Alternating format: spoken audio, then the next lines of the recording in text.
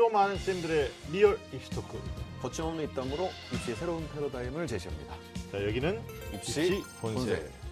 네, 반갑습니다. 저는 애매한 입시 정보를 명확하게 또 명료하게 정해드리고자 노력하는 남자 애정남 하기성이고요. 네, 저는 고급진 입시 정보부터 학습까지 뭐든지 쏙쏙 가르쳐드리는 입시계의 공신 이병훈입니다. 기저귀 TV 상담받고 대학까지 해서 아주 여러 해 동안 결정적 코치로 노력해주고 활동하고 계시는 우리 최고의 선생님이시죠. 숭유여자고등학교 정재민 선생님, 어서 오십시오. 안녕하십니까. 숭유여자고등학교 정재원입니다. 예, 반갑습니다. 수능 끝나고 어때요? 이제 고3 교실이 다른 학년 교실에 대해서 좀 남다를 텐데 어떤 학생들 분위기 어떻습니까? 네, 인간은 역시 망각의 동물이었습니다. 예, 처음에는 굉장히 어려워서 뭐 네. 난감해하는 친구들도 있었는데 네. 시간이 지나면서 여럿이 있을 땐 즐겁다가 혼자 있을 때 우울해하는 이런 친구들이 많은 것을 확인했습니다. 그렇죠. 알겠습니다. 벌써 수능 지난 지 2주가 지났기 때문에 예. 학생들이 이제 뭐 다음 주면 수능 성적표가 나오지만 사실 예. 그때는 그때 일이고 다시 슬퍼질 겁니다. 알겠습니다. 연말에 아무래도 고3 담임 하시니까 이번에는 또 연말 자체를 학생들한테 담보를 하셔야 되잖아요. 예, 예. 많이 바쁘시겠어요. 어떻게 계획이 어떠세요? 지난 수시 때는 이제 추석 명절을 반납했는데요. 그렇죠. 올해는 이제 신정 연휴를 반납하게 신정. 생겼습니다. 그래서 크리스마스도 가족과 못 보내는. 뭐 이제 끝났습니다. 어차피 뭐 산타 할아버지는 없는 거 우리가 알고 있는데 가족들한테 좀 미안한 마음이 없지 않아 있습니다. 그렇지만 수능이 어차피 한 주 늦춰져서 또 성적표가 12월 7일 날 나오고 또 추가 학기까지 다 하고 나면 이제 31일부터 접수가 되기 때문에 그렇죠. 예. 1월 4일까지인데 그래도 학생들을 위해서 좀 노력을 많이 해야 될 것 같죠, 이 선생님? 네, 그렇죠. 네. 뭐 날씨도 춥고 여러 가지로 어려움들이 있지만 그래도 최선을 다해서 집중했으면 좋겠습니다. 하여튼 수험생들이 입시에서 좋은 결과를 만들어내기 위해서 마지막까지 협력해줘야 되는 역할을 하기 때문에 연말 계획도 반납하고 하여튼 열심히 해야 될 것 같습니다. 자, 그래서 오늘 또 저희들이 떴습니다. 꽉 막힌 입시 전략부터 수준별 입시 정보까지. 네, 매주 금요일 밤 9시 입시 본색이 입시의 모든 것을 알려드리겠습니다. 예, 지금부터 달려보겠습니다. 입시라면 좀 안다는 쌤들의 리얼 입시 토크. 입시 본색. 본색.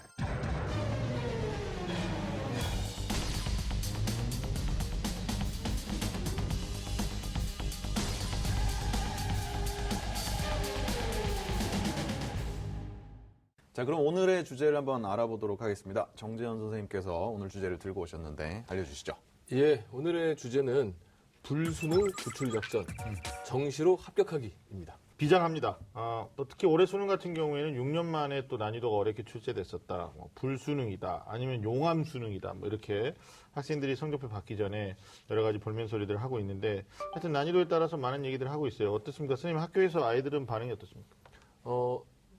사실은 이제 이번 수능에서 수능도 어려운 것이 이제 놀랐지만은 네. 더 놀라웠던 것은 수시의 역할이 굉장히 컸다. 네, 그러니까 시험을 잘 본 학생들은 많지는 않은데 네.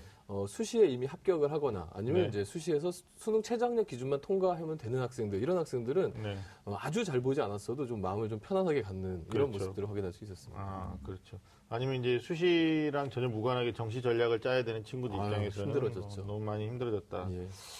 일찌감치 재수를 또 생각하는 학생들도 있다고 그래요. 그렇죠. 뭐 재수 사실 그렇게 썩 즐거운 일은 아닌데 네. 또 결과를 가채점을 해보면은 참 해야 되나 하는 마음이 좀 들고 하죠. 예. 네네. 왜냐하면 최근에 이제 수능의 기조가 쉽게 출제되는 형태였었기 때문에 사실 자기 위치를 정확하게 알지를 못하잖아요. 그러다가 마지막까지 원서 쓰고 2월 달까지 추가 합격을 기다렸다가 이제 재수하는 게 일반적이었는데 예. 1교시부터 어려워가지고 애들이 1교시 중간에 안 되겠다. 그다음 2교시 끝나고 이거 점심 먹어야 되나 이랬다는 애들도 많다고 그래요. 그래서 아무래도 좀 어렵게 느껴졌던 수능이기 때문에 학생들이 재수를 또 생각하고 있는 학생들도 좀 주변에 많은 것 같아요. 그러나 마지막까지 원서 다 써보고 기다려보고 시작해도 늦지 않는 거니까 74% 이상 학생들이 매우 어려웠다라고 말할 정도로 수능이 조금 힘들었던 건 사실인 것 같습니다. 이 인공지능을 여기다 좀 도입을 해가지고 인공지능한테 네. 적절한 난이도와 변별을 가졌느냐, 네. 애들한테 너무 어렵지 않느냐, 이걸 좀 측정하는 그런 건 없을까요? 조금 더 좋아져야겠죠. 조금 더 좋아지면 가능하겠죠. 그러나 이제 학생들 입장에서는 정전 선생님도 아시겠지만 6월, 9월 수능, 모의 수능에 비해서 좀 많이 어려워진 거죠. 국어는 사실 비슷하게 갔는데 수학하고 영어가 많이 어려워졌던 거죠. 그래서 상대적으로 좀 힘들게 느끼지 않았을까. 재작년에는 수능이 굉장히 쉬웠잖아요. 네네. 그리고 이제 작년에는 또 조금 조금 낮았군요. 난이도가 있었는데 전년도에 학생들이 시험 보는 모습과 네. 이번에 시험 보는 모습이 사실은 현장에서는 네. 감독을 하면서 느끼는 현장에서는 큰 차이는 못 느끼시고. 없었어요. 네. 근데 이제 나중에 결과물들이 나왔을 때는 학생들의 반응이 좀 다양하더라. 네. 일단 뭐 수능 끝났고요. 또 자신이 받은 결과로 어떻게 전략을 세워야 될지 이게 이제 승부수거든요. 그래서 우리가 뭐 수능 점수는 바꿀 수 없는 거 아닙니까? 그렇습니다. 그리고 지금 현재는 또 가채점 상태고요. 특히 중위권 학생들은 가채점이 또 많이 틀려요. 네. 굉장히 긍정적으로 채점하는 학생들이 있고 또 좀 보수적으로 좀 뭐랄까 헷갈린 걸 틀렸다라고 하는 학생들도 있고 맞습니다. 몇 개 찍은 거 엄마 맞았어요 뭐 이렇게 해가지고 엄마는 위를 보고 있는데 긍정의 힘이죠. 예, 나중에 결과 나오면 이거 뭐 정답 이의 제기하러 가야 되나 뭐 이렇게 하시는 어머님들도 있습니다. 자, 전략 잘 세워야 되는 게 맞고요. 성적표 나올 때까지 자기 가능성을 좀 높일 수 있어야 될 것 같습니다. 특히 기저귀 TV 상담받고 대학가자에서도 지금 수능 가채점으로 정시 상담 진행하고 예. 있죠. 예, 정재영 선생님 반 아이들도 고민이 많을 텐데 혹시 학생들이 지금 뭐 가채점 상태에서 질문은 어떤 거 제일 많이 하나요? 학생들이 이제 가장 궁금한 것 중에 하나가 특정 영역을 잘 보거나 또는 네. 이제 특정 영역을 못 봤을 때 네네. 뭐 쉽게 얘기하면 뭐 제가 영어를 못 봤는데 음. 대학을 어디쯤 갈 수 있을까요? 뭐 이런 질문들 그렇죠. 예, 그런 것들이 좀 많이 있었던 것 같아요. 그래요. 자기가 잘한 거를 극대화하고 예. 좀 못하는 건 숨기고 예, 뭐 예. 그런 거겠죠. 알겠습니다. 이병헌 선생님도 혹시 네. 현장에서 학생들이나 학부모님들 만나면 네. 뭐 특히 이제 뭐 학습적으로도 많이 도움을 주시지만 수능 이후에는 사실 어머님들이 어디다 의논할 데가 없으니까 질문 많이 하실 것 네, 같아요. 네, 네. 주택에 어떤 질문 많이 받으셨어요? 어느 재수종합학원이 좋느냐, 기숙학원에 가야 되느냐, 그런 거 벌써? 네, 기숙학원은 또 어디가 좋냐 아하. 이런 거 물어보신 경우. 서글퍼집니다. 야, 서럽어지는데 문제는 또 그렇게 말씀하시는 학부모님들의 자녀가 과연 마음속에 재수를 시작하고 있느냐. 제가 어머님들한테 좀 드리고 싶은 말씀이요. 재수 다시 하는 것은 철저하게 지능적으로 학생들 끌고 가야 되는 게 학생이 원할 때 그래 마지못해서 그렇죠. 그래 한번 더 해보자 이렇게 가야지 부모님 쪽에서 먼저 안 되겠다 재수하자 이러잖아요. 그럼 성공할 수 있는 확률이 대단히 낮아진다라는 거죠. 학생이 마음에서 우러나고 또 자기 어떤 노력에 대한 반성도 하고 고3 때와는 사뭇 다른 어떤 뭐 정신 자세와 어떤 마음 자세를 가지고 해야지만 성공할 수 있는 거기 때문에 예. 조금 기다려 보시는 것도 괜찮을 것 같아요. 조급한 마음에 사실 지금부터 시작하자 그러면 이제 이걸 어떻게 비유하면 되냐면 42.19 마라톤을 뛰고 왔어요. 근데 코치가 감독이 야 너 기록 마음에 안 드니까 물 한 번 모시고 다시 뛰어 뭐 이런 거랑 똑같거든요. 그렇죠. 지금은 그러니까 조금 휴식할 수 있는 시간도 주시고 자기를 돌아볼 수 있는 시간도 주시고 그래서 마음의 결심이 견고해질 때까지 저는 그게 아마 1월 정도까지는 가야 되지 않을까. 그래서 만약에 정식 결과까지 기다리면 2월까지 가게 되겠죠. 네, 그렇게 하시는 걸 좀 추천드리고 싶습니다. 네, 그래서 오늘은 불수능으로 멘탈이 정말 붕괴된 우리 학생들한테 네. 어떻게 하면 정시로 대학에 좀 잘 진학할 수 있을지 마지막까지 전략 세우는 거 알아보도록 하겠습니다. 네. 자, 그럼 여기서 이제 우리가 힘내서 한번 달려볼 텐데 불수능 구출 작전 정시로 합격하기 본격적으로 시작하겠습니다.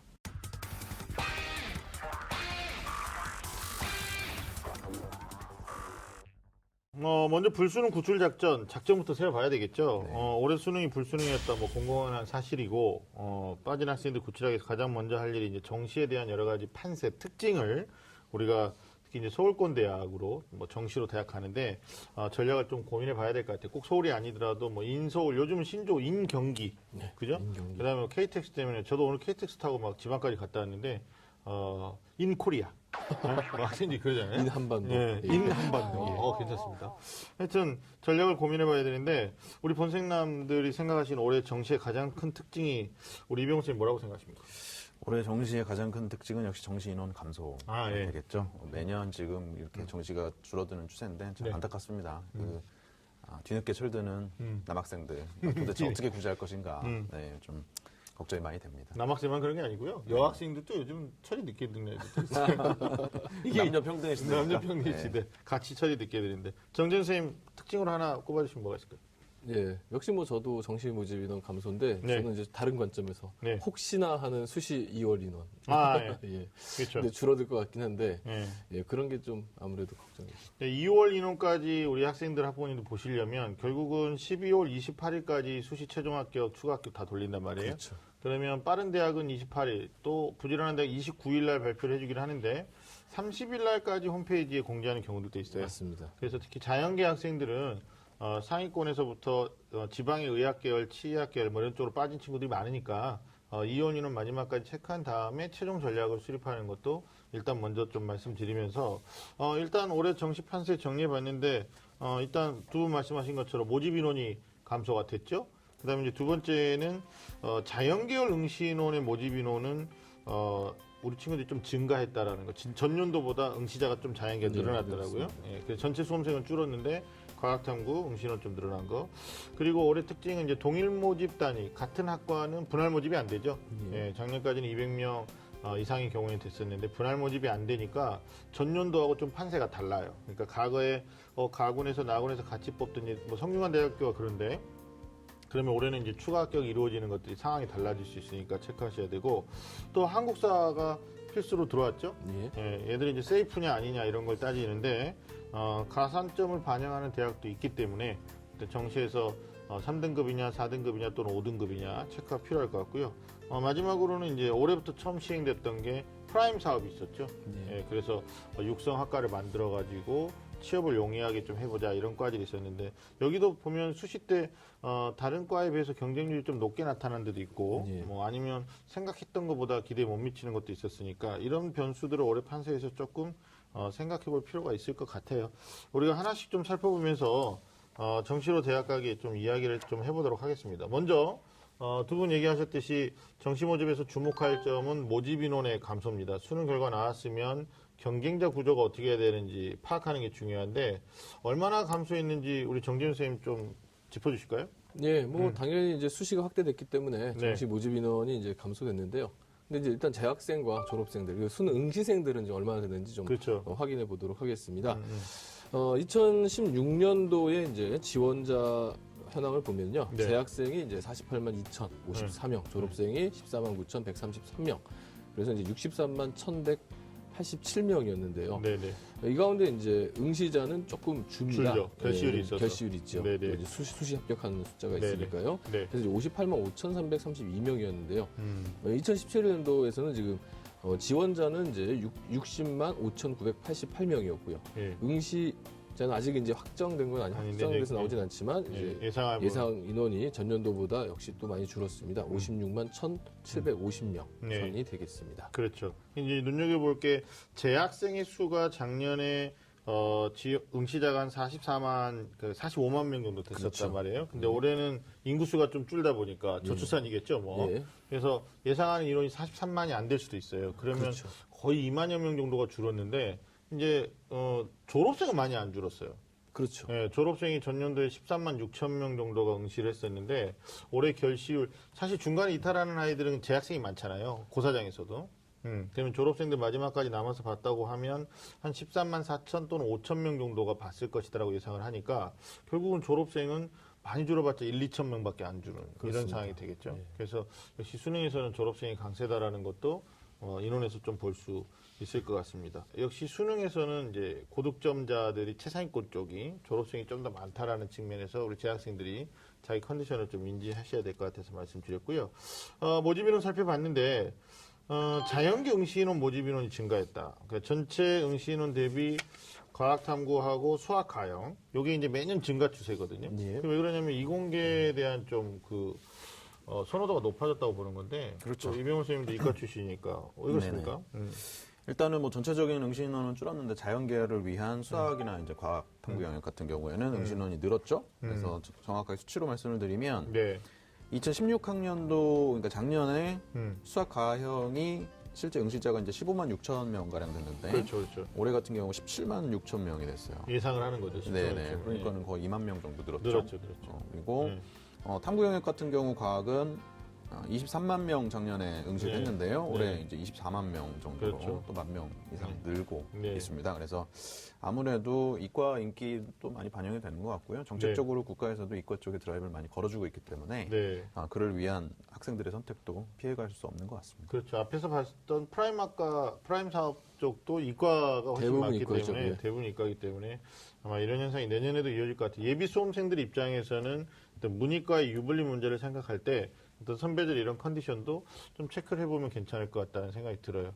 그리고 또 하나는 이제 가형의 응시자들이, 그러니까 과학 탐구를 하고 수학 가형의 마지막까지 남아있는 친구들이 전년도보다는 이제 프로테이지가 예. 좀 증가할 것이라고 예상을 하니까 자연계 상위권 경쟁은 예년보다 조금 더 치열해질 수도 있는 걸 우리가 좀 예상해 볼 수도 있을 것 같아요. 자, 올해 정시 세 번째 판세는 분할 모집 금지, 아까 제가 말씀드렸어요. 옛날에는 이제 분할 모집이라는 게 과 단위로 뭐 동일학과인데 여기서도 가군에서도 경영학과를 뽑고 뭐 나군에서도 경영학과를 뽑고, 그러니까 뭐 내가 만약에 좀 비중을 두고 좀 올려서 쓰는 대학이 나군이다. 그러면 가군에도 자기가 원하는 과가 있었단 말이에요. 근데 이제 분할 모집이 안 되다 보니까 뭐 작년까지는 200명 이상의 학과에 대해서 분할 모집 해줬어요. 근데 올해는 동일 모집 단위에 대해서 전면 금지되는데 이게 한 개 군에서만 선발을 하기 때문에 사실 그 어떻게 보면 군별 유불리 문제가 생길 수 있죠. 예. 네, 대표적인 대학이 이제 성균관 대학교인데 여기에 정 교수님 어떻게 보십니까?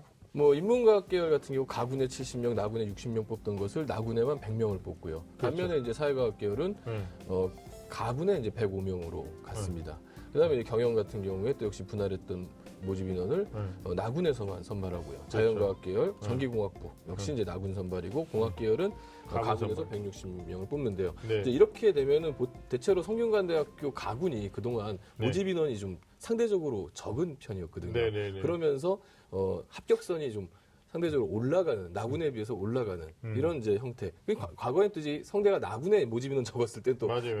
나군에 커트라인이 올라갔었거든요. 네네. 그렇게 되면 이제 모집 인원이 많이 늘어났다는 얘기는 아무래도 이제 합격선에 영향을 반드시 끼치겠죠. 주겠죠. 물론 근데 네. 뭐 지금 어떤 학생들이 지원할지 모르는 상태에서 네. 합격선이 오른다 내려간다 이걸 말하기는 좀 모호하지만 어쨌든 성대 우리가 수치상으로만 본다면 네. 떨어질 가능성은 존재한다. 이제 이 부분은 이제 대학이 어떤 식으로 이제 해석하고 또 다음에 또 어떤 식의 이제 군별 모집이 나올지 또 이런 것도 또 이제 관전 포인트가 될 수 있겠죠. 이게 성균관 대학교는 뭐 특정 대학에 대해서 우리가 그 대학의 의중을 뭐 간파한다 이렇게 말하면 겸손하지 못한 건데 이제 분명하게 알고 있는 것 같아요. 그러니까 가군의 서울대학교를 쓰는 친구들이 나군의 연고대를 쓰고 있다는 걸 알고 있으니까 사실상 이제 나군으로 가는 학과는 이제 인문과학 계열로 가서 좀 비인기 학과 형태 되는 그렇죠. 거죠. 이제 낮은 학과고 가군에다가 배치하고 있는 학과들을 보면 조금 이제 좀 높은 학과란 말이에요. 그러면 거기는 나군에서 연고대를 쓰는 친구들이 성대를 초이스할 수 있게끔 뭐 이거는 이제 우리가 뭐 전문용어 낙수 효과라고 그러죠. 예. 근데 그 어떤 과 배치를 굉장히 지능적으로 잘 하고 있는 게 아닌가라는 생각이 들어요. 그러니까 애매한 경우 이제 어떻게 보면 작년 같은 경우는 성균관 대학교가 분할 모집을 하고 있어서 나군에 소신하는 친구 또는 가군에 소신하는 친구들이 그래도 심리적으로 안정을 도모할 수 있는 대학이 네. 성대였었거든요. 근데 올해는 정말 예측이 힘든 구조. 그래서 이런 변화가 있는 대학들은 특히 상위권의 성대인데 성균관대 때문에 이동 흐름에 상당한 변수가 예상이 돼요. 성균관대 이렇게 증가하는 것을 매일매일 좀 체크를 해야 되는. 뭐 재수생들은 온서 접수도 전략이다. 눈치 작전도 전략이다. 이렇게 생각하거든요. 근데 보통 재학생들은 안 그렇죠. 재학생들은. 재학생들도 뭐 재학생들은 근데 이제 순진해가지고요. 네. 그냥 순진하게. 빨리 넣으면 뭔가 더 좋은 일이 있을 거라고 생각하는지 내가 이 무조건 대학에 대한 찍었어. 충성도가 높다. 뭐 이렇게 평가해주는 거죠. 그러니까 선생님하고 상담을 하고 나면은 네. 너 어느 대학 썼으면 좋겠다. 예? 하고 바로 집어넣어서 네. 선생님들도 이제 중간에 전략을 또 생각해 보면 좀 바뀌었으면 하는데 얘가 어떻게 넣었냐 벌써 넣었고 뭐 이런 네. 경우가 많이 있죠. 정보를 하나 드리면 이제 그 소위 재수생 상위권 재수생이 그 많은 학원들은요 마지막에 선생님들하고 담임 선생님들하고 또 마지막 전화를 통해서 조율을 해요. 그러니까 1월 4일날 마감한다 그러면 1월 4일 오전이나 그렇죠. 뭐 1월 3일날 최종 마감한다. 경쟁률 보고. 그렇게까지 신경을 쓰는데 너무 소신대로 초반에 쓰는 건 아닌 것 같아요. 재학생들이 좀 그런 실수를 많이 보고 그러니까 초반에 쓰는 거는 저 재수할 겁니다. 건들지 마십시오. 그래서 먼저 쓰고 적들의 간담을 서늘하게 하는 뭐 이런 전략이 초반 전략이니까 올해 상위권에서 상대는 좀 생각하셔야 될 것 같아요. 또 이어서 중앙대 같은 경우도 얘네도 분할 모집했었거든요. 예, 예. 근데 이제 공과대학이 가다군 분할이었는데 다군 안 뽑아요. 그냥 나군에서 그냥 93명 예, 예. 이렇게 뽑으니까 가군에서 뽑는 뭐 성균관대라든지 뭐 이하이자 대학교 쓰는 아이들이 뭐 비슷한 레벨이면 이제 중대까지 오는데 여대 실한 애들도 중대 가니까 같이 예. 어깨를 나란히 할 가능성이 높고 그다음에 창의 ICT 공과대학인데 여기도 가다군 선발이었는데 이상하게 또 다군으로 더 바꿨어요. 그러니까 가군하고 나군에서 뭐 서울연고대 쓰는 친구들, 한양대 쓰는 친구들이 초이스할 데가 없거든요. 뭐 서강대, 성균관대 쓰는 친구들이. 그럼 이쪽은 굉장히 경쟁률이 높아질 것 같다라는 생각이 들고요. 그다음에 여학생들 선호하는 간호학과도 가다군에서 35명씩 선발했었는데 올해 같은 경우는 그냥 다군에서 51명 선발하거든요. 그럼 간호학과도 많이 빠지거나 또 많이 들어오거나 이런 것들이 계속 우리가 이걸 뭐 전문용어로 밀물, 뭐 썰물 이렇게 말하잖아요. 예. 조수간만의 차 이렇게 말하는데 이병호 선생님 그밖에 네. 모집금 변화가 있는 대학들이 있죠? 그렇죠. 다군으로 몰아놓은 가천대 이제 경영학 트랙 같은 경우가 있고요. 예. 그다음에 또 단국대 경영학부라든지 네. 아니면은 아주대 전자공학과 응. 그리고 홍익대 자율전공 예. 이쪽은 다 다군으로 지금 홍대자유전공은 인문자연 통합이죠, 그죠? 네, 인문자연 통합으로 네. 다군으로 몰았고요. 다군으로. 그다음에 건국대 경영학과라든지 음. 그다음에 한양대 경영학부 네. 이쪽은 또 나군으로 그렇죠. 모았습니다. 간하군 분할이었는데 이제 아예 네. 몰았죠. 가군으로 몬 데도 있죠, 가군. 가군으로 본 데가 경희대 네. 경영학과랑 네, 그다음에 동국대 경영학과 네네. 예, 이쪽은 또 가군으로 그렇죠. 정리를 해서. 우리가 전체 대학을 살펴드릴 수는 없어요. 근데 지금 어떻습니까? 이 방송 들으시는 분들이나 보시는 분들이 신경 쓰셔야 되는 게 입시가 이게 굉장히 유기적이잖아요. 그러니까 작년에 데이터를 올해 갖다가 그대로 1대1로 대응할 수가 없는 상황이 된 예. 거죠. 그러니까 작년에 선배들이 대기번호 몇 번 받고 합격 갔었다, 뭐 경쟁률이 작년에 몇 대 몇이었었다. 이게 아예 이제 새 판을 짜야 되는 구조가 이런 겁니다. 그러니까 다군으로 몰아간 대학들은 간하군에서 소신껏 쓰는 친구들한테 내려 써라. 혹은 간하군에서 안정적으로 썼으면 우리 대학 올려 써봐라. 뭐 이런 걸 유도하는 거거든요. 그러니까 실제로 합격 예측한다라는 게 굉장히 무리가 있을 수도 있다라는 거기다가 이제 수시 합격생들이 네. 어떤 아이들이 합격했는지를 알 수가 없다는 거죠. 그렇죠. 수능 고득점자가 합격을 했는지 아니면 수능을 못 본 아이들이 음. 학생부로 합격을 했는지 제가 알 수가 없다 보니까 지금 남아있는 정시에 지금 남아있는 아이들의 수준을 자기 사실은 위치가? 또, 예측하기가 좀 어려운 그런 면이 있는 것 같습니다. 그리고 또 한 가지 이제 수시 얘기해 주셨으니까 우리가 첨언할 게 나중에 이제 수시에서 다 못 뽑으면 정시로 인원을 넘기지 않습니까? 네. 근데 이렇게 분할 모집하는 대학을 보면요. 뭐 균등하게 가군에도 나군에도 이렇게 인원을 쪼개서 넘겨주는 대학도 있는데 보통 이제 자기들이 모으는 그 군이 있어요. 그러면 그쪽 한쪽으로 몰아버리는 경우들이 있어서 지금 예상하고 있는 혹시 이제 다음 주 성적표 나옵니다. 12월 7일 날. 그럼 이제 오늘 날짜로 2일인데 가채점 배치표 같은 거 어머니들 많이 보시더라고요. 그럼 배치표 상에 나와 있거나 대학 홈페이지 상에서 예고하고 있는 인원들은 전부 계획 인원입니다. 그러니까 저희가 지금 말씀드리고 있는 것도 계획 인원이고 나중에 수능 결과 나오면은 2월 되는 인원까지 하면 28일 이후죠. 네. 그럼 모집군 어느 쪽으로 인원이 많이 몰려가느냐에 따라서 또 전략이 달라질 수 있다라는 점을 반드시 체크하셔야 될 것 같아요. 저는 뭐 전체적인 모집 인원이 줄었다도 중요하지만 올해 입시의 정시에서는 특히 이 모집군 변화 유지하는 대학도 있는데 모집군을 갖다가 바꾼 대학들이 있고 내가 직접적으로 점수권에 해당되지 않더라도 그 윗대학이거나 아랫대학일 때 영향을 준다는 거. 아랫대학은 별로 영향을 안 줘요. 자기 점수 윗대학일 때 영향을 준다라는 점을 조금 염두에 주셨으면 좋겠습니다. 자, 다음 이제 한국사인데요.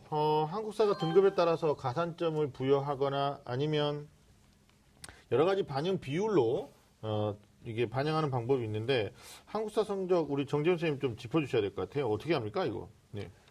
지금 이제 한국사가 사실 네. 한국사 난이도가 또 이게 네. 뭐 조금 올라갔습니다. 사실 6월, 9월에 비해서 6월 9월에 비해서. 예, 수능 난이도가 좀 올라간 부분들이 있는데 이제 워낙 절대평가이고 그다음에 네. 한국사 이슈가 올해는 지금 엉뚱하게 복수정답 쪽으로 지금 이슈가 맞아요. 있어가지고 맞아요. 좀 얘기가 덜 나오고 있는 것 같은데요. 네.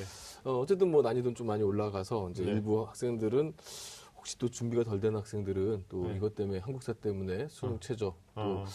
또 미끄러진 친구들이 있을 것 같다는 이런 우려가 맞아요. 사실 그런 우려도 있습니다. 있어요. 예. 6월에 비해서 좀 어려워서. 예, 그러면 정시에서는 지금 가산점 내지는 이제 감점으로 예. 이제 정리가 되고 있는데요. 몇 가지 뭐 말씀드리면은 뭐 고려대, 뭐 서강대, 뭐 연세대, 뭐 이화여대, 한양대 같은 경우에는 보통 이제 인문계 1에서 3등급까지, 자연계 4등급까지를 만점 만점. 처리하고 그 이후로 이제 약간의 감점. 그리고 서울대는 이제 3등급까지 만점 처리고요. 네. 성균관대는 이제 4등급까지 만점 처리하는데 네. 뭐 일단은 상당히 미비하게 네. 좀 반영을 하는 경우가 많이 있죠. 뭐 예를 들어 서울대 같은 경우도 뭐 3점 이하 감점을 처리한다 하더라도 9등급이라 하더라도 뭐 0점 몇 점 이렇게 맞아요. 처리가 맞아요. 되기 때문에 네. 뭐 한국사가 이제 올해 처음 뭐 필수로 들어오긴 했지만은 네. 이게 뭐 대단한 위력을 발휘할 거다 이렇게 느껴지진 않는 것 같습니다. 그래도 이제 만약에 정시에서는 수능 100%로 뽑는 선발하는 대학이 많기 때문에 예. 어찌됐든 총점에 이게 약간의 점수로 영향을 미치죠. 반영이 되면 소수점에서 약간의 미동이 예, 있겠죠. 예, 그렇죠. 그러니까 혹시 자기가 쓰는 대학의 조건을 충족시키지 못하는 친구들은 좀 눈여겨 보셔야 될 것 같고요. 그래서 정정 선생님 또 이런 말씀 주셨는데 뭐 첫 해고 예. 또 이거 가지고 뭐 크게 뭐 변수는 없을 것 같은 생각이 드는데 뭐 6월, 9월에 어느 정도 봤던 친구들이니까 뭐 저희들이 가채점 결과 받아보는데 한국사 망했어요. 한국사 때문에 대학 못 갈 것 같아. 이런 친구는 없는 것 거의 같아요. 없죠. 예. 근데 이제 문제가 뭐냐면 네.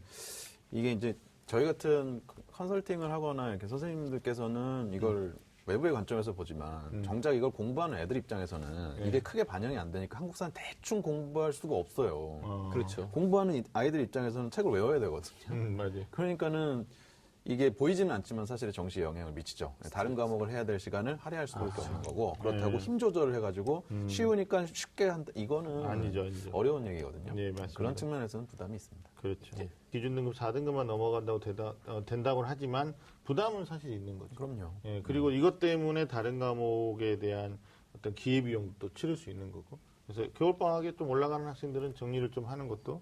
뭐 어쨌든 뭐 제가 이제 한국사를 가르치고 있는데요. 그렇죠. 그렇죠. 선생님, 그렇죠. 예. 뭐 수능 전날까지 네. 수업을 했습니다. 다른 선생님들은 네네. 수능 전에는 좀 이제 아이들한테 자습 시간도 좀 주고 이랬는데 네. 저는 그냥 했어요? 끝까지 가르치. 어쩔 수 없습니다. 이게 필수 과목이고 네. 다 시험을 봐야 되고 한국사를 안 보면 올해 또 수능 성적표가 안 나와요. 안 나와요, 안 나와요. 예, 그러니 뭐 끝까지 가르칠 수밖에 없어요. 주요 과목이죠. 자, 올해 정시 우리 판세 진단하고 있는데 마지막 특징 중에 하나가 이제 자연계 응시론이 증가했고 또 프라임 사업. 네. 예, 여기 이제 신설학과 개설됐다 이런 대학이 많다는 건데 이병호 선생님 그 학과 좀 짚어주세요. 이게 학과들이 상당히 많은데요. 이거 네. 다 불러드리는 건 좀 그렇고. 주요 대학 요즘, 위주로 뭐 하시죠. 예, 주요 대학교 중에서도 좀 재밌는 학과들, 예, 융합된 학과들을 말씀드리면, 뭐 네. 건국대 같은 경우에 네. 스마트 운행체 공학과, 예, 요거. 예. 그다음에 상명대는 휴먼 지능 정보학과, 네.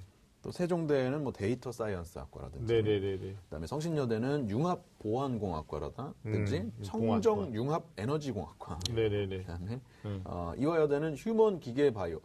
좋은 거 다 들어갔어요. 예, 휴먼 기계 들어가고 바이오. 기계 바이오. 그다음에 네. 사이버 보안이라든지 기후 에너지 시스템 공학. 그러니까 네. 우리가 지금 현대 사회에서 여러 가지 변화를 겪고 있거나 네. 예, 공학적으로 좀 필요한 분야들이 이렇게 자 융합되는 것들이 많고요. 네. 또 한양대 에리카 캠퍼스는 또 나노 광전자학 뭐 이런 네. 것도 신설이 됐습니다.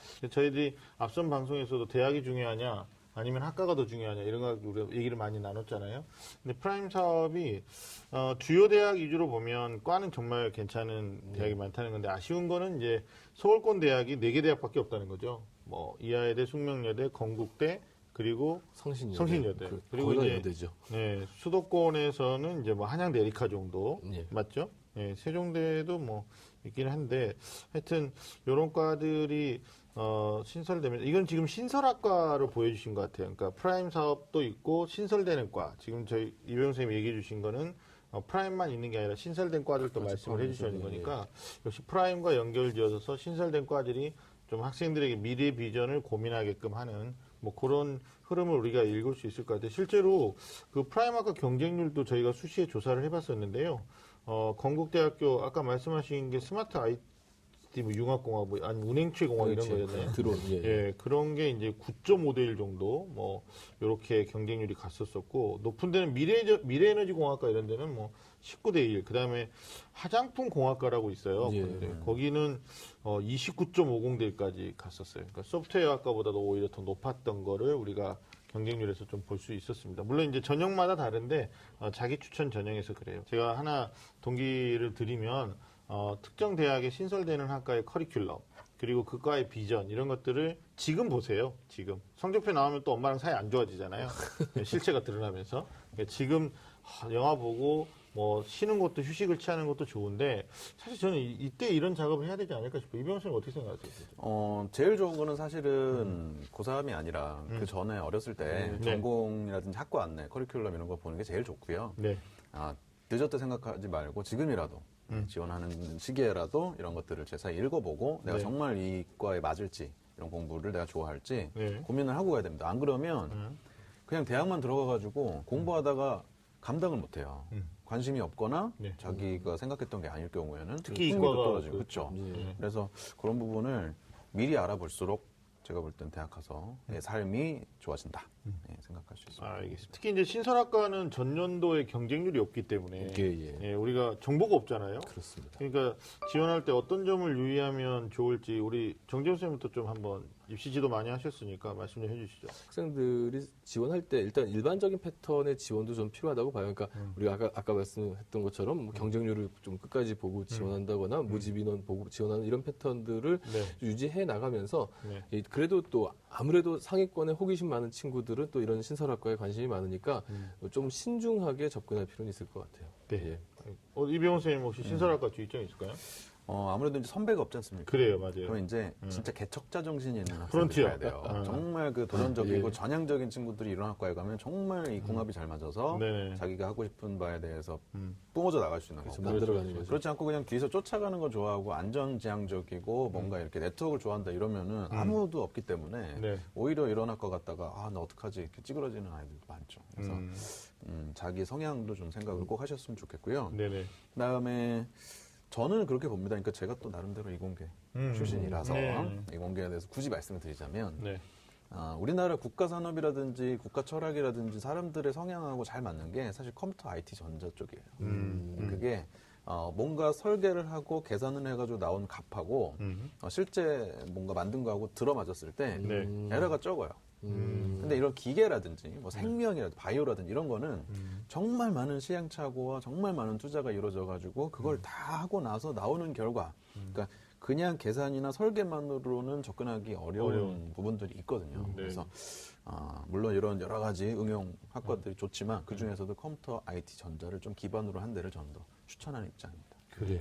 하여튼 문과 학생들은 또 뭐 과가 비슷비슷하고 또 좀 이렇게 뭐랄까 학문적인 좀 눈이 시야가 좀 넓잖아요. 여러 개 할 수 있는 건데 이과 학생들은 우리 이병헌 선생님 말처럼 자기 성향, 예.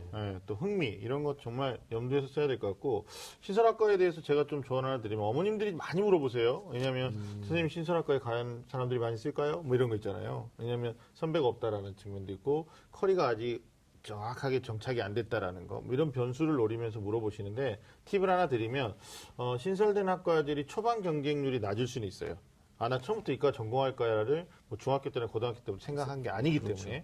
근데 마지막 날까지 갔는데도 너무 낮잖아요. 그러니까 전체 학과 경쟁률에 비해서 너무 낮으면 나중에 이제 엄청난 반전이 막판에 이제 그 안 보여주는 히든 시간 있잖아요. 예. 그때 뒤집어지는 경우도 있으니까 유의하실 점은 비슷하게 갈 경우에는 낮아질 수 있지만 마지막에 보여줬는데 너무 낮으면 애들이 대거 몰릴 수 있다. 물론 경쟁률이라는 게 미묘해서 다 몰린다고 나보다 센 애들은 아니지만 생각하셔야 될 것 같습니다. 여러분은 지금 좀 아는 쌤들의 리얼 입시토크 입시 본색과 함께하고 계십니다.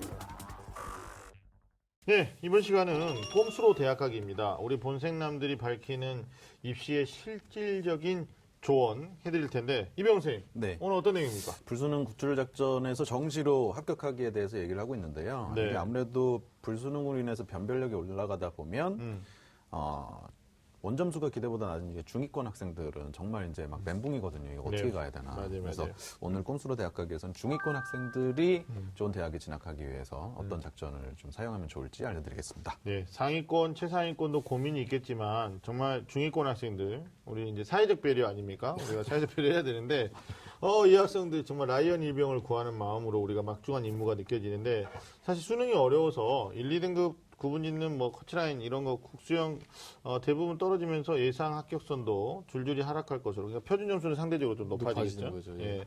예측이 어렵다고도 하는데 이병훈 선생님은 혹시 짚어주실 거? 중위권들은 이게 뭔가 전략을 세우고 빨리 움직이면 그걸로 인해서 또 바뀌어요 상황이. 그래서 너무 예단을 가지고 속단해가지고 진짜 지원 너무 성급하게 하지 말고 끝까지 지켜보는 게 진짜 전략인 것 같습니다. 그래요.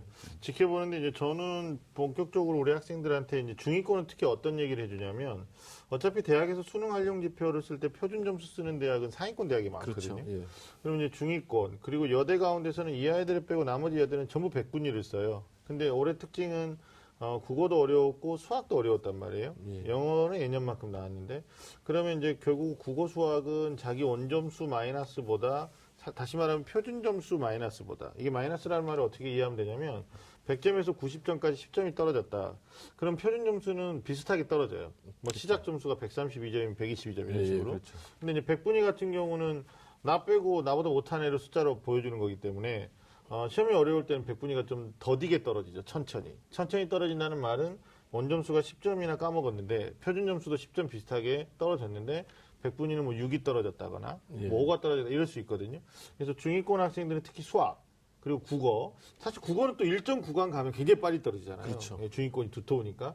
그래서 수학을 좀 못했다.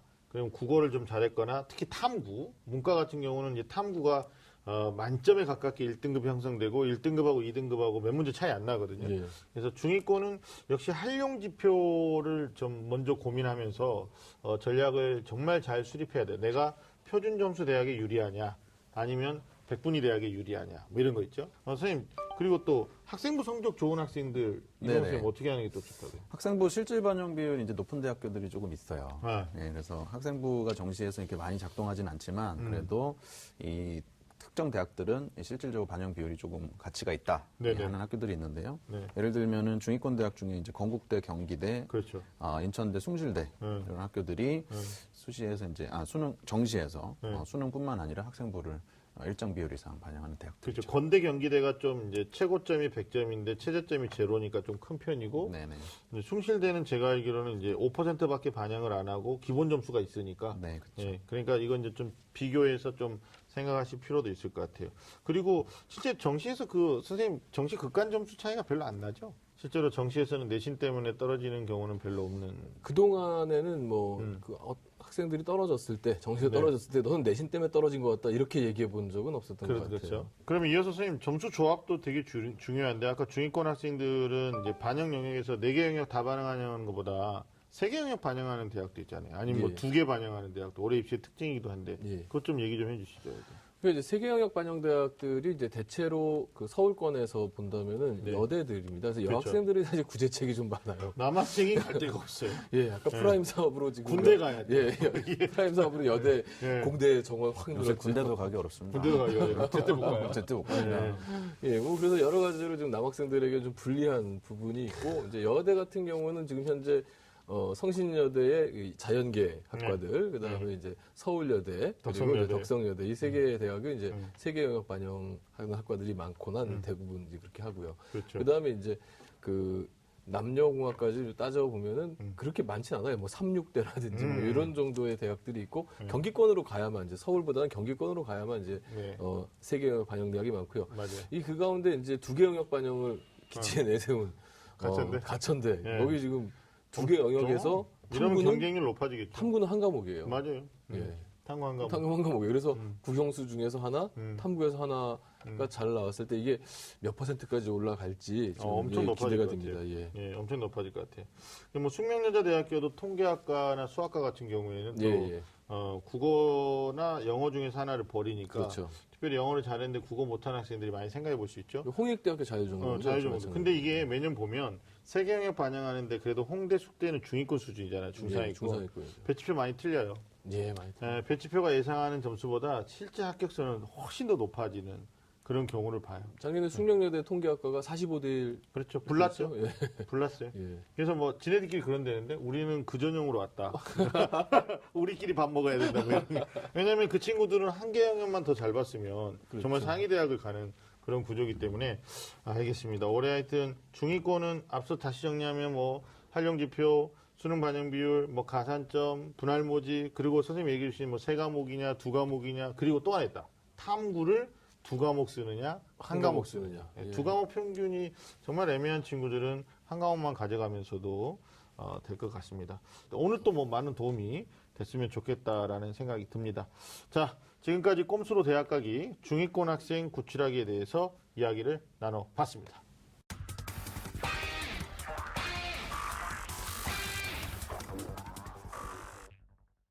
지금부터 이제 불수능 구출 작전에서 서울권 대학 합격하기 위한 전략에서 우리가 정시로 전체 대학을 지금 살펴보고 있는데 좀 구체적으로 좀 얘기해 보죠. 아직 가채점이고요. 수능 성적이 나온 상태가 아닙니다. 다음 주에 나와요. 수요일 날. 예. 보통 선생님 엠바 보니까 좀 일찍 6일 날 정도 나오죠. 예. 6일날 오후에 나옵니다. 6일 날 오후에 나오는 거죠. 예. 또 그걸 또 속이는 애들이 있어요. 우리 학교 뭐 인쇄기가 고장나서 엄마 다음 주에 나온대요. 그래서 주말을 또 놀려고 하는 진짜 있어요 집안에. 그 엄마들이 또 착하게 그걸 속으시는데 자 지금은 수능 반영 비율이 적용됐거나 아니면 환산 점수가 아니기 때문에 사실은 뭐 합격 점수라고 온 점수를 예측하기 어렵죠 섣불리. 그래서 혹시 수능 성적표 발표 이후에 역전되는 사례들이 종종 있지 않습니까? 어떻습니까? 학급 내에서도. 좀 많죠. 많죠. 사실은 이제 아까 처음에 도입 부분에서 말씀하셨던 네. 대로 이제 착한 채점이냐, 나쁜 채점이냐. 나쁜 채점.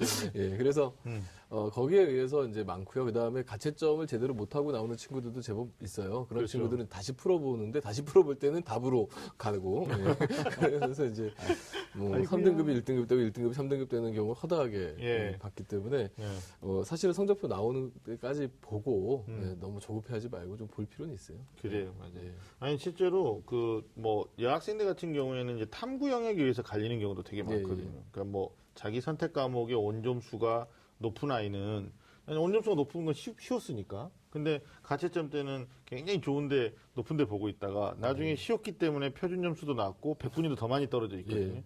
근데 오히려 못 봤다고 생각한 애가 이제 막 속상해가지고 친구들한테 밥 얻어먹었는데 위로를 받았단 말이에요. 근데 나중에 결과 보니까 대래 밥을 사줘야 되는 거야. 맞아요. 상대평가이기 때문에. 근데 여학생들은 진짜 친구의 행복을 같이 옆에서 축복하는 친구도 있는데 이렇게 뒤집힐 때 예, 정말 자기 눈도 뒤집히는 애들을 많이 봐요. 절대 안 볼 거야. 뭐 네. 이렇게. 예. 뭐 여담이지만 뭐 그런 얘기 하지 않습니까? 예, 여고 동창생은 평생 원수다. 요거 교사로서 네. 사실 입각한 말씀을 해주신 것 같은데 예. 어머니들은 부정하실 거라고 생각해요. 아니 그래도 뭐 어머니들 여행 가시면 다 요고 동창 많이 가고 그러실 텐데. 네, 역전 사례인데 그 이병훈 선생님이 그 주요 대학의 정시 선발 인원 있잖아요. 그것도 좀 짚어주실까요? 뭐 이것도 순서대로 말씀드리면 약간 또 대학 서열화 같아서 좀 죄송하긴 한데요. 네. 저 서울대, 연세, 고대 같은 경우에 작년 대비 한 100명 정도 줄어들었고요. 네, 그다음에 서강대, 성대, 한양대 같은 경우가 이제 120명 정도. 누적해서 그렇죠. 그렇죠. 예. 그다음에 중대, 경희대, 외대, 시립대, 이화여대 뭐 759. 예. 그다음에 뭐 건대, 동국대, 홍익대, 숙명여대까지 하면 이제 1,422명이 줄어드는 셈이 정시가 되는 거예요. 많이 줄어들었죠. 그래서 이게 한 명 한 명 주는 게 별거 아닌 것 같아도 들어가는 학생들 입장에서는 이게 사실은 실제로 체감하는 거는 커지는 거거든요. 그렇죠. 경쟁률도 네. 높아질 것이고. 그리고 지금 이 정도인데 아마 앞으로 한 2, 3년 또 지나면은 현재 확 아이들이 줄어든 애들이 지금 중2, 중3권이 이제 끝까지 왔거든요. 네. 이제 앞으로 고등학교에 이제 걔네들 진학하면 앞으로는 정말 더 많은 애들이 줄어들 거예요. 그래서 그때를 대비하는 대학들의 움직임도 중요해질 것 같습니다. 그렇죠. 아까 우리가 앞서 얘기했는데 정재윤 선생님 수시에서 다 충원학교까지 막 5차, 6차까지 하지만 정원을 못 채울 수도 있잖아요. 그렇죠. 그 2월 인원이라고 그래요. 예. 근데 학부모님들이 이제 2월이라는 말에 익숙하지가 않아서 제가 상설 매장을 떠올려 보세요. 이렇게 얘기하는데 2월 상품. 2월 상품. 데이터 2월 되는 거. 그렇죠. 2월. 데이터도 2월 되고. 근데 그 2월 인원도 좀 간단하게 좀 전년도 결과를 좀 말씀해 주시면 어떨까요?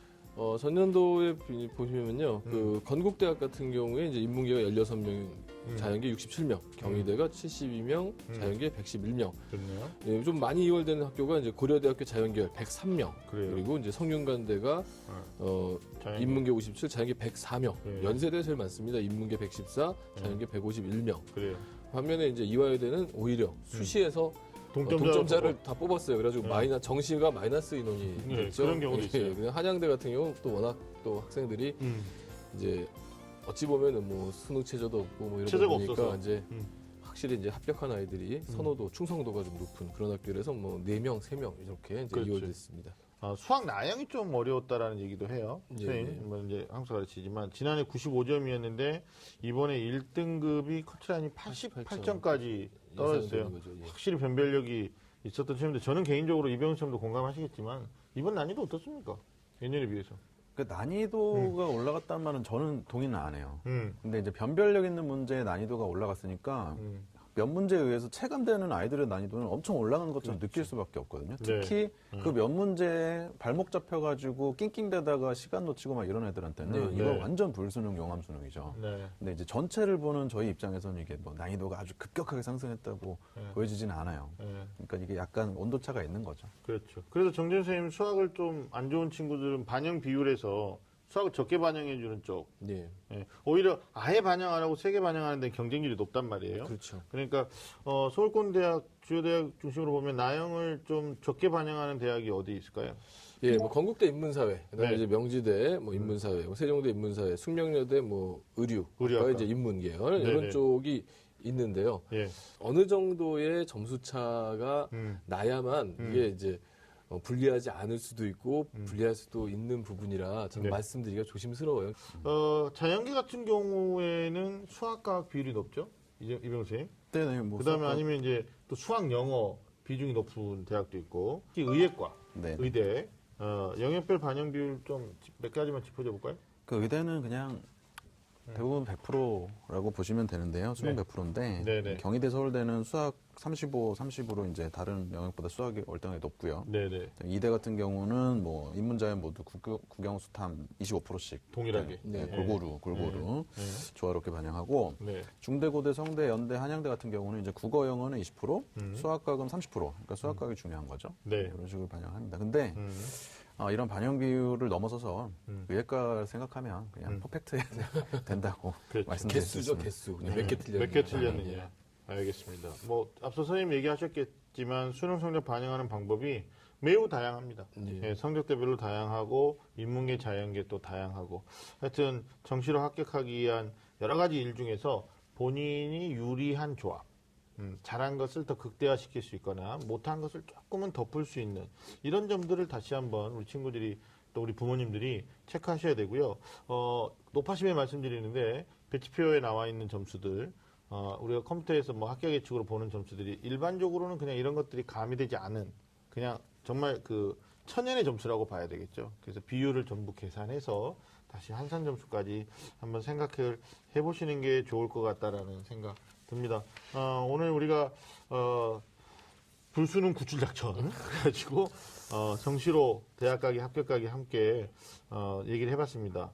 특히 이제 어떻습니까? 원서 접수까지 아직 시간이 좀 많이 남았죠? 사실 12월 7일이면 성적표 받고 수시 기다리고 또 충원학교 기다리고 그러면 사실 7일날 성적표 받으시면 입시 기간으로부터 한 10일, 11일 정도면 이제 자기 점수가 어디 갈 수 있는지 조금 윤곽이 네, 굳혀야 나오죠. 되잖아요.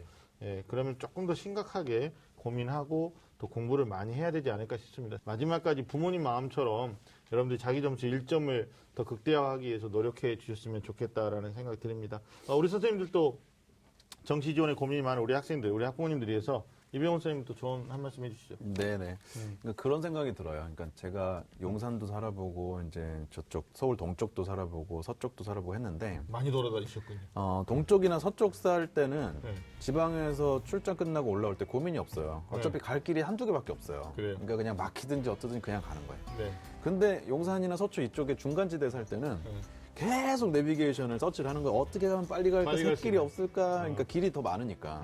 그래서 아마 중위권 친구들이 가운데에 있기 때문에 더 많은 길과 전략들이 있어서 네. 혼돈스러울 거예요. 그렇죠. 근데 그렇더라도 내비게이션을 많이 작동시켜서 네. 최선을 다했을 때 좋은 루트가 나온다는 거 잊지 네. 말았으면 좋겠습니다. 중위권 얘기해 주셨고요. 정재현 선생님은 어때요? 최상위권, 상위권 학생들 입장에서도 한번 얘기해 주시죠. 최상위권, 상위권 뭐 이 학생들 물론 이제 길들이 뭐 그 학생들도 사실은 이렇게 동서쪽 정도 수준이 아니고 거기서도 또 굉장히 굉장히 좁아요. 많은 네. 또 네. 다양한 길들을 찾아야 되는 이런 상황이기도 하죠. 네. 상위권들은 오히려 더 작은 점수 하나 가지고도 학생들의 이제 합불이 갈려지기도 하고 또 이 친구들은 또 자존심들이 세가지고 맞아요. 또 웬만한 대학을 안 가면은 또 그냥 반수, 재수 뭐 이런 것들을 너무 또 쉽게 선택하는 네.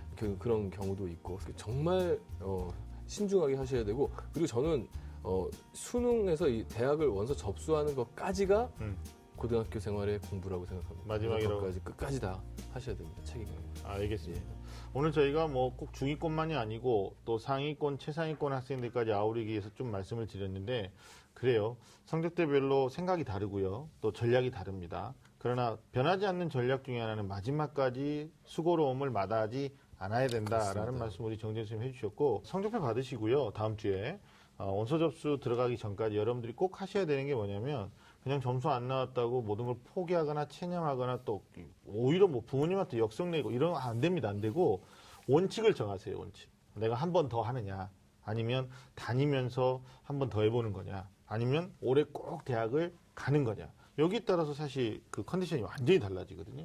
이런 원칙들 우리가 좀 정해줘야 되지 않을까 싶습니다. 자, 오늘 긴 시간 동안 함께해 주신 정재훈 선생님 감사합니다. 감사합니다. 네.